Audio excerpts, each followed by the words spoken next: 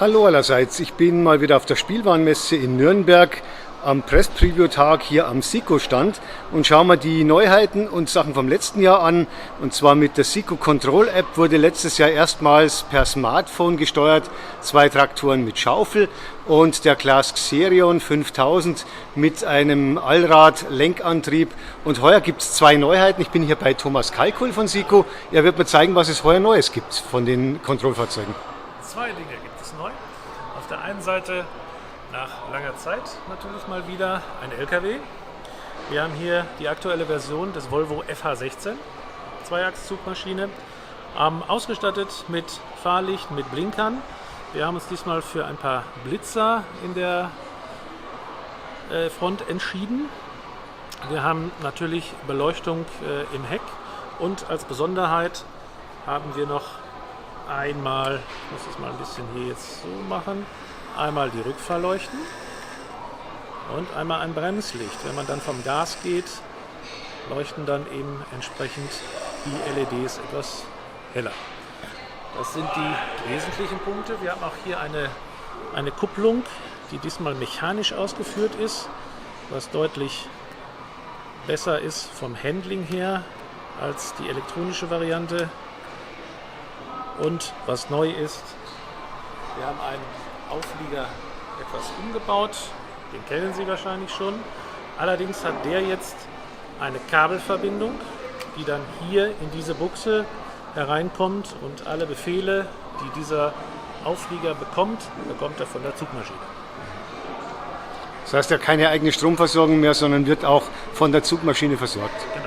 Stromversorgung bei den App-Control-Fahrzeugen, wie erfolgt über Batterien? Das sind Batterien. Hier sind hinter diesem Fach hochkant 4x Doppel-A-Batterien gestellt, wobei man natürlich auch Doppel-A-Akkus nehmen kann, die wieder aufladbar sind. Das ist gut. Das zum LKW. Wir haben auf der anderen Seite einen John Deere Traktor der 7er Serie. Ich mache mal das Frontgewicht ab, das haben wir dazugelegt. Das ist so ein sehr massives Teil, gibt also sehr viel Druck auf die Vorderachse. Er ist doppelbereift, aber das Geheimnis daran ist, man kann sehr schnell aus einem doppelbereiften einen nur heckseitig doppelbereiften oder einfach einen Traktor ohne Doppelbereifung Sind die machen. verriegelt oder magnetisch oder wie läuft das? Das ist magnetisch. Das sieht man hier.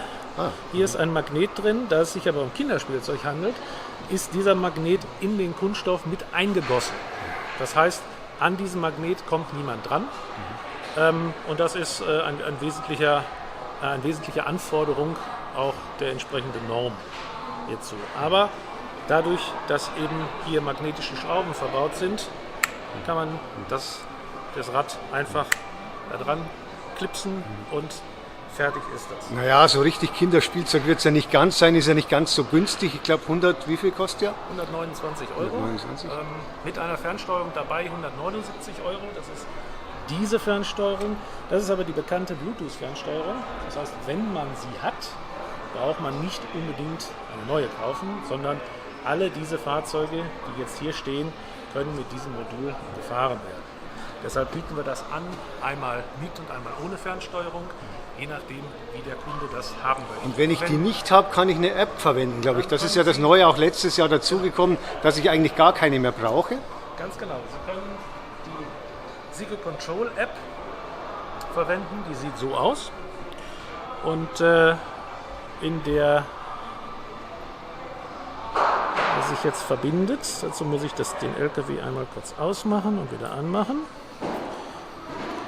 Dann wird es in etwa so aussehen. Das ist noch eine Beta-Version, also ist noch eine Testphase.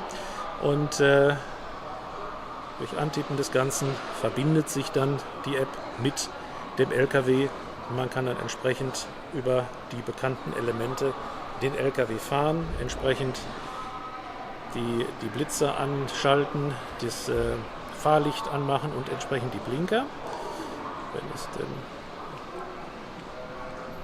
so, die sind dann an und der Auflieger, wenn er denn angekuppelt ist, lässt sich der rauf und runter fahren. Wahrscheinlich jetzt nicht, weil er ja nicht angesteckt ist, deshalb reagiert er dann jetzt auch. Ja, ich habe meinen Finger nicht so richtig drauf gehabt. Dann geht er natürlich hoch und runter. Gut, ist halt eine Sache, je nachdem, der eine mag das per App, der andere mag es lieber richtig mit Haptik, mit echten Hebeln. Also insofern hat man hier einfach die freie Auswahl. Der Einstieg ist halt wahrscheinlich auch einfacher, dass man das zweigeteilt hat, dass man jetzt einerseits eine klassische Fernbedienung nach wie vor verwenden kann per Bluetooth oder eben das typische Smartphone. Geht wahrscheinlich sowohl mit Android als auch mit Apple. Geht mit beiden Versionen. Die App ist kostenfrei, ist sowohl im App Store als auch in dem Android Store zu bekommen. Ist allerdings wichtig, wenn jemand diese Fahrzeuge fährt, auch wenn er sie nur mit der Fernsteuerung fährt, wäre es natürlich wünschenswert, dass die App auf dem Handy ist, weil wir können durch die Verbindung von dem zum Tablet oder von dem Smartphone zum LKW oder zum Traktor Informationen austauschen. Heißt, wenn wir ein Software-Update haben oder wir haben neuere Einstellungen am Traktor oder am Fahrzeug generell, dass etwas justiert werden muss, dann wird das automatisch übertragen, wenn sich das Handy oder das Tablet über die App mit dem Fahrzeug verbindet. Das heißt, vom Servicegedanken ist es natürlich wünschenswert, wenn sich jeder diese App runterlädt, dann kann er hin und wieder das Fahrzeug dann verbinden und hat dann automatisch die optimalen und neuesten Versionen seitens der Software oder sonstiger Einstellungen gleich auf dem Fahrzeug. Gut, dann schauen wir uns vielleicht nochmal die Geländegängigkeit von dem Traktor an, von dem Vierradantrieb hier im Steilgelände. Das ist mit Sicherheit auch eindrucksvoll, dass diese Fahrzeuge ja, glaube ich, bis zu 20-25% Steigung fahren können. In etwa die Prozentzahl ist machbar. Das muss ja auch wieder eingelernt werden. Ja.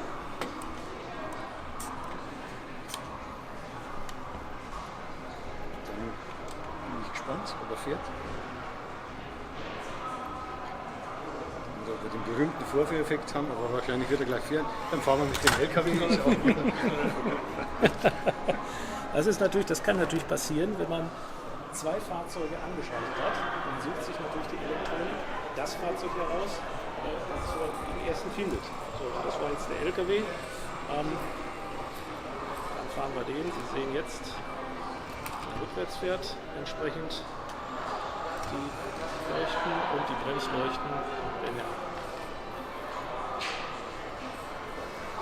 abgebremst wird. Auf das Plateau.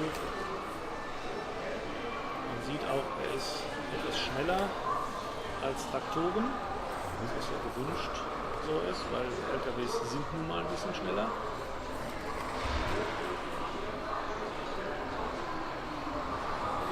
So, dann haben wir den.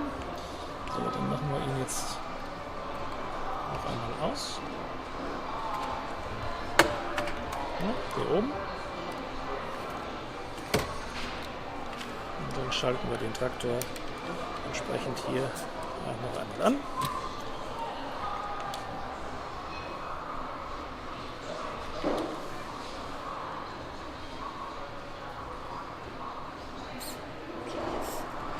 Verbunden, sodass man auch ein bisschen mit Licht fahren kann, ein bisschen mit Rundumleuchten. Er ist natürlich ein bisschen breiter, deshalb muss man hin und wieder auch mal etwas mehr rangieren. In den Kurven ist er etwas langsamer, wie das bisher von dem Nutzer gewöhnt ist, aber der Reibungseffekt ist durch die 4 zusätzlichen Räder jetzt auch etwas höher.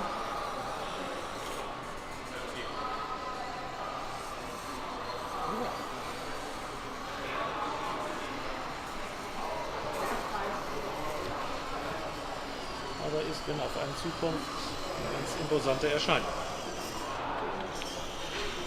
Gut. Beide Fahrzeuge sind aus Zinkdruckguss. Und beide, wann kommen die auf den Markt? Nochmal kurz die Preise, die werden vielleicht auch noch den einen oder anderen interessieren. Im März ist der John Deere im Markt verfügbar für 129 €. Dann eben 50 € zusätzlich die Fernsteuerung. Der LKW wird 149 € kosten, ist ab September verfügbar. Und der Auflieger ist bei 99 € auch im September verfügbar. Gut, bedanke mich für die Neuheiten von SICO am SICO-Stand hier auf der Spielwarenmesse 2020. Dankeschön.